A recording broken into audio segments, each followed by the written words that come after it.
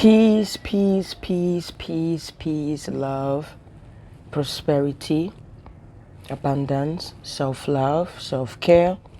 I'm sorry, sometimes when I play back my videos, I hear let me move my hair, because sometimes with my hair, you see when my hair touches the microphone, you hear the sound.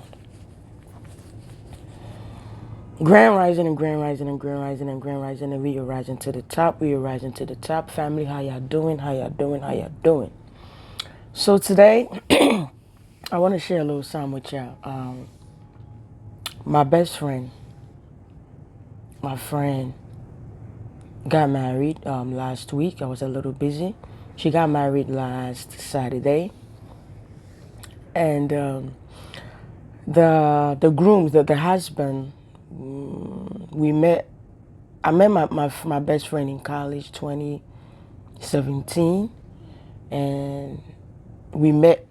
She met the boyfriend in school, but in 2017 when we both of us were in college, and but she was going out with one of my brothers, so it cut it short. After she and my brother broke up, and we talked about it, like, I'm like, yeah, give the other guy a chance, the other one we met in college. She cut it short, so they were, I told her, I said, listen, yeah, you like him? And she's like, nah. And they went out. She came and told me, I said, listen, y'all gonna be boyfriend and girlfriend. You owe me $50. And then she was laughing. And then she came like, oh, guess what? We together now. I said, yeah, y'all gonna get married. And she still didn't believe me. I said, y'all will get married and you owe me $100. And guess what? They got married. So now I'm still, every time I see her, when I talk to her and the husband, I'm like, where my $100 at? But I gave my friend advice. And I'm going to share this advice with you just in case you are about to embark on this journey called marriage. And I know you're going to say, why is she going to give marriage advice and she's single? Well, for your information, if you are new, or maybe this is the first time you're coming across this video, once upon a time I was somebody's wife. So I am an ex-wife. I was married in 2010. Got separated for a long time, but still legally married. God being so good to me and listening to my prayers. And also everything worked at the right time, because I was going in, I was trying for the divorce, and he wasn't with it. God said, my daughter, sit down and relax. Concentrate on school, okay? The divorce will work out on itself. And I listened to God. And yes, 2023, my husband was sending me the divorce to sign, and I ignored him. Eventually, I got the divorce decree, and the day the divorce was actually done, I felt something leave my body. Yes. And so I can talk about marriage and I can give advice. Just because my marriage didn't work doesn't mean I don't want yours to work. If anything, I would rather be the fool and learn and come here and teach you so you don't make the same mistake that I made. So I told my best friend, I told my friend, I told my girl, I said, I love you. I love you very much, and I want to see you happy. If your husband don't abuse you and cheat, for me, if he don't abuse you and cheat, I won't advise you to leave him. Right? But if you call me and you go, Princess, guess what? My husband did this, he's doing that. I will advise you to leave, because this is my deal breaker. I want y'all to really listen. I said, this is my deal breaker. So when you call me and you ask me, what will I do? I'm going to give you what I would do. So I'm in the car with my girl and I'm talking to her. That's like 2 weeks before her wedding. We went shopping, food shopping for the wedding. So I said, if you call me and you say your husband is cheating on you, right? And you call me and you tell me what to do. For me, cheating and abuse, these two things, cheating, abuse, they are a big red flag for me. I don't care if I'm married to you 60 years. If you cheat and abuse, I will leave. And I will let you know when we start dating. I will let you know I'm not taking that.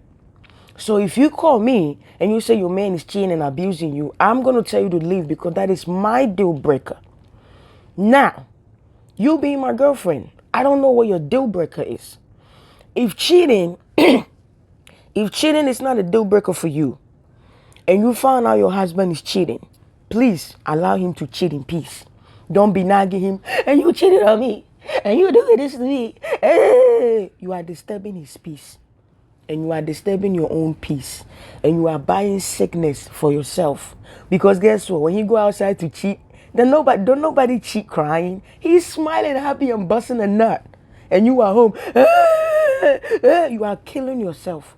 So if you know that cheating is not a deal breaker for you, when he's cheating, please allow him to cheat in peace. Don't nag him. Don't say nothing because it's not a deal breaker for you. If abuse is not a deal breaker for you, if he abuse you, don't sit there and be nagging and calling God. Don't even call God because God will not listen to you. Because if you're going to keep nagging at him, you are bringing in negative energy. You are bringing in distractions. If you know that these things that are called are not a deal breaker for you, do not call any of your friends and tell them, "Oh, guess what? My husband is cheating on me. My husband is doing this to me." When you do that, because we love you as a friend, automatically we're gonna dislike your husband. But I guess what? Maybe your husband buy you a new car, or maybe take you on a trip. Right? He cheated, he abused you, he bought you flowers, he did something, and all of a sudden you forgave him. You forgot that when he took you on the trip, he didn't take us your friends or your family.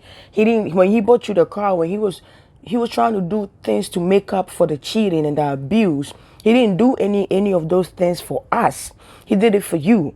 But when he was hurting you, you came to tell all of us. And now all of us have resentment towards him, but you have forgiven him. Right? You are forgiving him for what he put you through. But we haven't, because he didn't do anything to please us. He did it to please you. Right? And so when we see you guys back together, we're going to go, look at this bum ass dude right there, over there cheating on my girl, abusing my girl. And right there, we already send you negative energy. So I told my girl, I said, if you know that you ain't going to leave him, don't call any of us and tell us what is going on. Deal with it. Deal with it. And so that's the advice I gave my best friend, my friend, my girl. And I'm going to give it to you too. Marriage doesn't change people. If your girlfriend doesn't cook, doesn't clean, trust me, if you marry her, she's not going to cook or clean. If your boyfriend is a hoe, he a cheater, he abusive, he lazy, trust me, when you get married, it's not going to change. It's going to get worse. If you accept him for who he is, then don't complain. That's the advice I gave. And then also I told her, don't be telling your friends how good your husband is, how big his dick is, how good he's in bed. Don't be saying a lot of things. There's certain things, keep it to yourself. Don't. Because you might be saying it and within the same circle, which is not me. I don't do that. I don't sleep with my girlfriend's men. I told her, I said, if your husband come home one day and you see if somebody's fingerprint on his face, that is because he tried something funny with me and I slapped the fire out of him. But I'm letting you know, no, none of your exes will ever try that with me, because when they see me, they see a lion.